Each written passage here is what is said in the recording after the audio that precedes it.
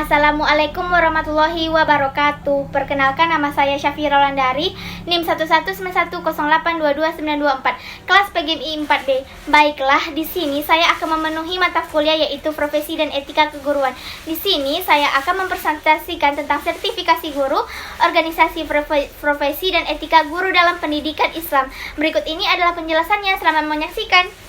Baiklah, di sini saya akan menjelaskan tentang sertifikasi guru. Nah, dalam pengertian sertifikasi guru ini merupakan salah satu pekerjaan yang harus dilaksanakan pemerintah terkait dengan adanya amanat undang-undang guru dan dosen. Nah, karena melalui standar dan sertifikasi diharapkan dapat dipilih guru-guru yang profesional yang berhak menerima tunjangan profesi dan guru yang tidak profesional sehingga tidak berhak mendapatkannya. Nah, pada hakikatnya sertifikasi guru ini adalah untuk mendapatkan guru yang baik dan profesional yang memiliki kompetensi untuk melaksanakan fungsi dan tujuan sekolah khususnya. Nah, serta memiliki tujuan pendidikan nasional dan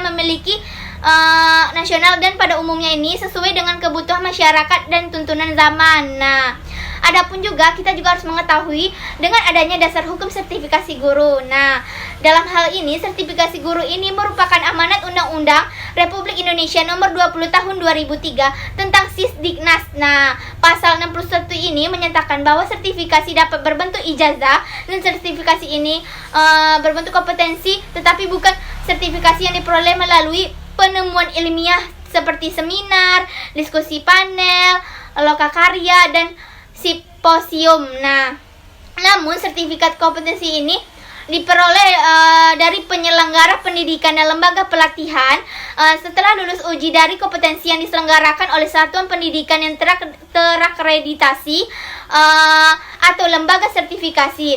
Nah, maka hal ini bersifat umum baik untuk tenaga kependidikan maupun non kependidikan yang ingin memasuki profesi guru. Nah, kita juga harus mengetahui tentang adanya tujuan atau ruang lingkup sertifikasi guru. Nah, sertifikasi guru ini menunjukkan upaya nyata pemerintah dalam peningkatan kualitas guru sebagai tenaga pendidik dan pengajar dinilai kualitas diri dari kinerjanya. Dengan cara ini diharapkan dapat diketahui kelayakannya seseorang ini menyandang predikat sebagai seorang guru yang profesional. Maka dalam hal ini program sertifikasi ini diterapkan pemerintah untuk meningkatkan kualitas kompetensi seorang guru dan yang paling utama juga untuk meningkatkan kesejahteraan hidup guru. Nah, kita juga harus mengetahui dengan adanya prosedur sertifikasi guru. Nah, prosedur sertifikasi guru ini merupakan kerangka pelaksanaan sistem sertifikasi kompetensi guru, baik untuk lulusan S1 kependidikan maupun lulusan S1 non kependidikan. Dapat dijelaskan, yang pertama adalah lulusan program sarjana kependidikan sudah mengalami pembentukan kompetensi mengajar atau yang disebut dengan PKM.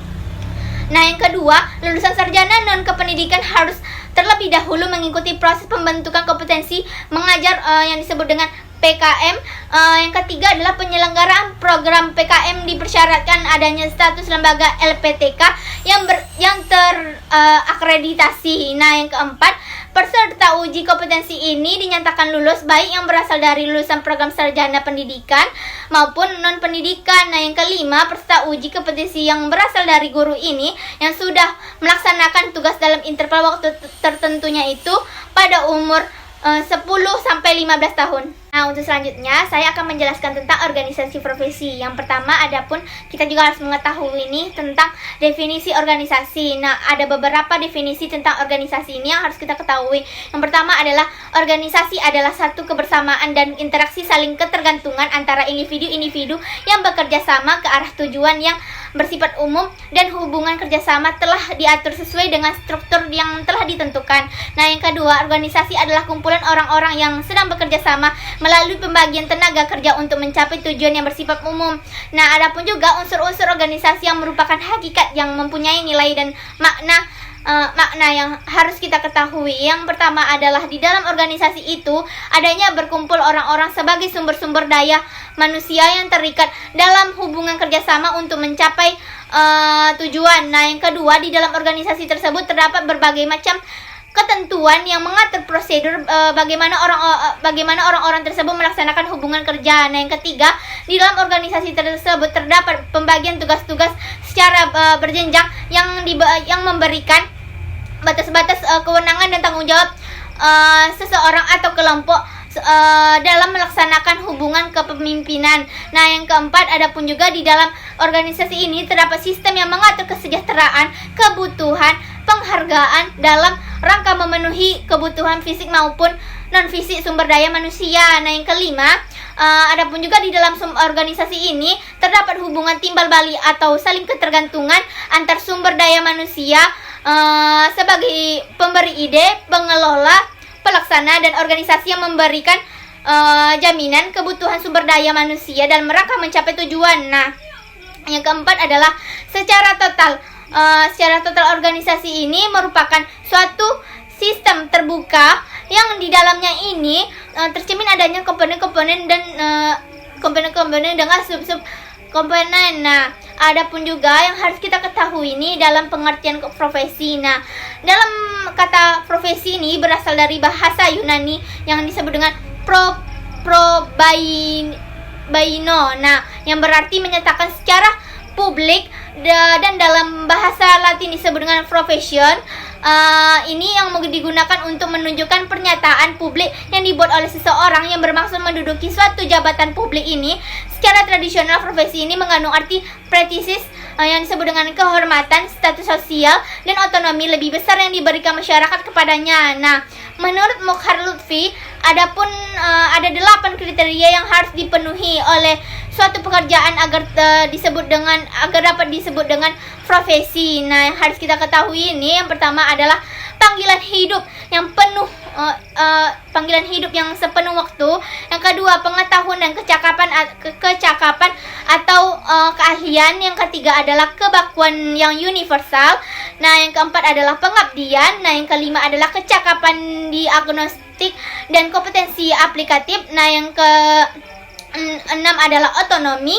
Nah, yang ke-7 adalah kode etik. Nah, yang ke-8 adalah klien. Nah, kita juga harus mengetahui ini tentang dalam meningkatkan kemampuan diri melalui organisasi profesi. Nah, di mana dan bagaimana cara meningkatkan profesi ini sebagai pendidik? Ada pun sejumlah cara dan tempat untuk meningkatkan profesi pendidik. Yang harus kita ketahui ini, yang pertama, dengan cara belajar sendiri di rumah. Kini banyak pendidik, terutama para dosen ini, memiliki perpustakaan pribadi di rumah sendiri. Nah, yang kedua, belajar di perpustakaan khusus untuk pendidikan atau di perpustakaan umum. Nah, yang ketiga, membentuk persatuan pendidik sebidang studi atau yang berspesialisasi sama dan melakukan tukar pikiran atau berdiskusi dalam kelompok masing-masing.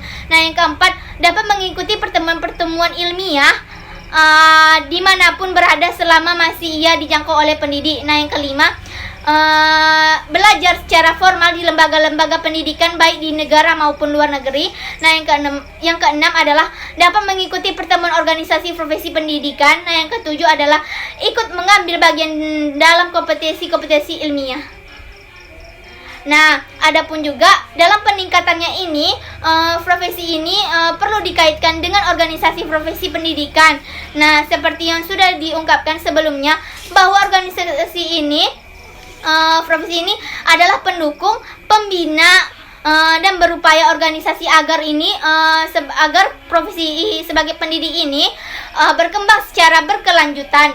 Nah, jadi keberadaan profesi ini dalam pendidikannya sangat menguntungkan bagi peningkatan profesi pendidik manakala berfungsi dengan baik.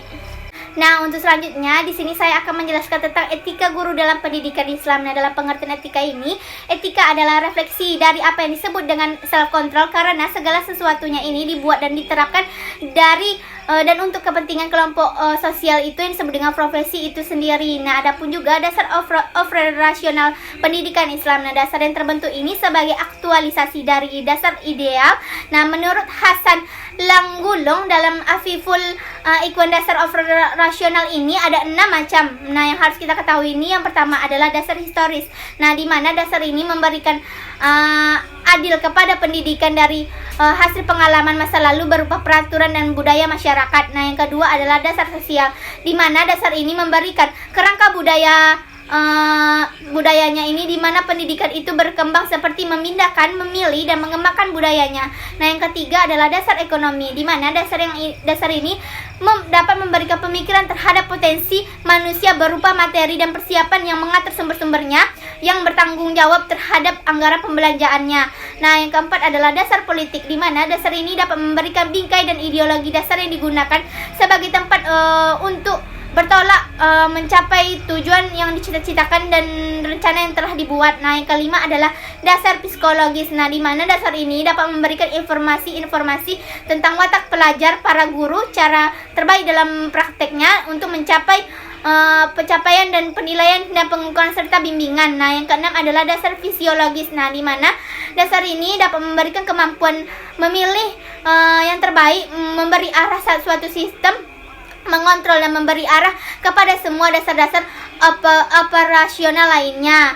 Nah, adapun juga yang harus kita ketahui nih tentang etika guru dalam pendidikan agama Islam. Nah, seorang guru ini dalam pendidikan agama Islam disebut dengan ustadz, mu'alim, murabbi, serta mu'adib, sebagaimana yang dijelaskan dalam kajian ilmu filsafat pendidikan Islam. Nah, di sini guru sebagai mu'alim ini berarti sebagai barometer pengetahuan seseorang murid, walaupun dalam prakteknya ini antara guru dan muridnya adalah saling memberikan informasi. Nah, di mana guru ini sebagai muadib adalah guru yang sebagai teladan atau disebut dengan kata uswah. Dalam bahasa Arabnya ini artinya adalah seseorang guru adalah sebagai cerminan seseorang murid dalam berinteraksinya. Guru ini dapat dilihat dan dicontoh oleh muridnya. Nah, ada pun beberapa hal yang harus diperhatikan oleh seseorang guru ini dalam sebelum mengajarkan atau menalarkan ilmunya ini kepada peserta didiknya. Di antaranya ini yang harus kita ketahui adalah yang pertama adalah berilmu, nah yang kedua adalah beramal, nah yang ketiga adalah berdakwah, nah yang keempat adalah sabar dengannya. Nah, adapun juga yang harus kita ketahui nih tentang etika yang harus diperhatikan seseorang guru adalah yang pertama adalah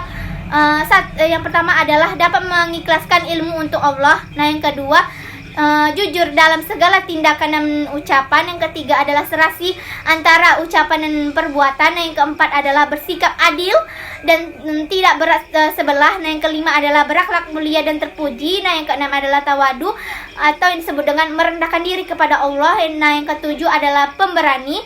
Nah, yang kedelapan adalah bercanda bersama anak didiknya. Nah, yang kesembilan adalah sabar dan menahan emosinya.